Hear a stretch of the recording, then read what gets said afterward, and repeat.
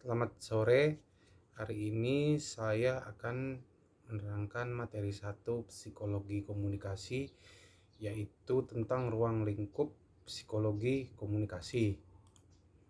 Ilmu psikologi komunikasi dibangun berdasarkan berbagai teori yang berupaya menjelaskan bagaimana individu berinteraksi satu sama lainnya berdasarkan tinjauan psikologi. Teori dalam psikologi komunikasi yaitu 1. Teori perilaku, 2. Teori kognitif, 3. Teori biologis. Sifat individu. Karakteristik individu yang dibedakan dengan individu lainnya relatif tidak banyak berubah dalam cara berpikir, merasakan, dan bertingkah laku.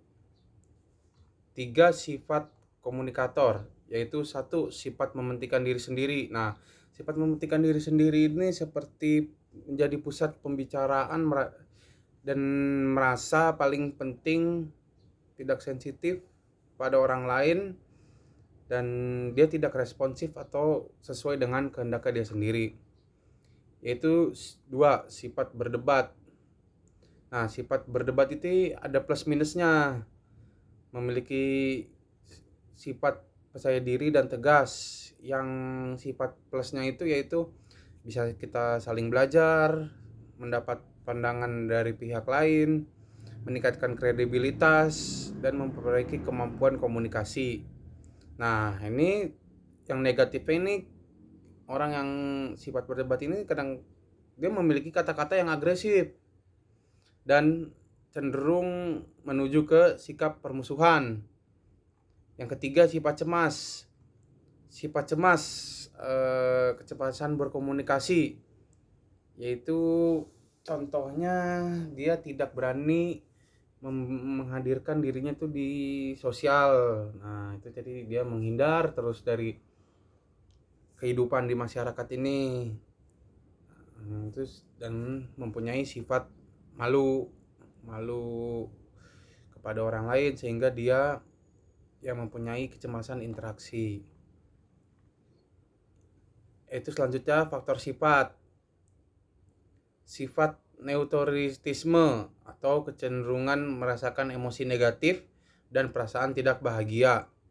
2. Sifat ekstraversi atau kecenderungan untuk senang bergaul, menyukai kelompok lain, percaya diri, dan berpikir optimis. 3. Sifat terbuka, memiliki daya imajinasi, perhatian pada perasaan, dan berpikir bebas. 4. Sifat setuju, menyukai atau bersimpati kepada orang lain, suka menolong, dan menjauhi permusuhan atau konflik-konflik. 5. Sifat hati-hati. Nah, biasanya ini sifat hati-hati ini orangnya disiplin, teratur, menyelesaikan tugas dengan tuntas. Apakah sifat individu merupakan sifat keturunan? Menurut James McCloskey, pengaruh lingkungan atau proses belajar tidak berpengaruh besar terhadap pembentukan sifat seseorang. Sekitar 80% perbedaan sifat di antara individu manusia disebabkan secara biologis. Jadi emang sudah ada dari gennya sejak lahir ya. Nah, sifat dan keturunan. James McCloskey menyimpulkan kecemasan yang serius dalam berkomunikasi adalah karena faktor biologis.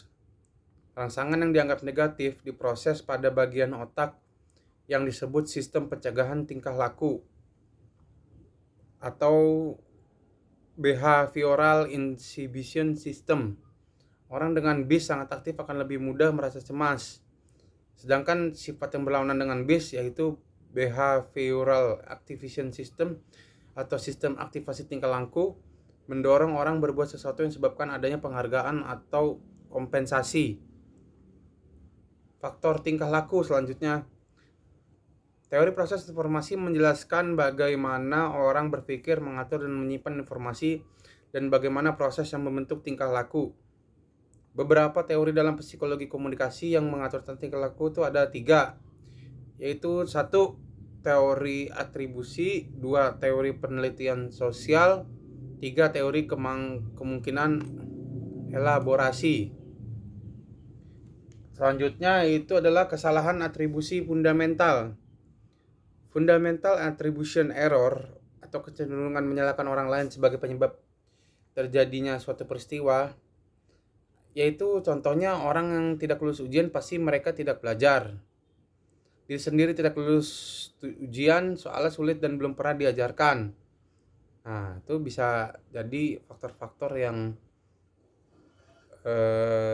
dikaitkan dengan fundamental attribution error.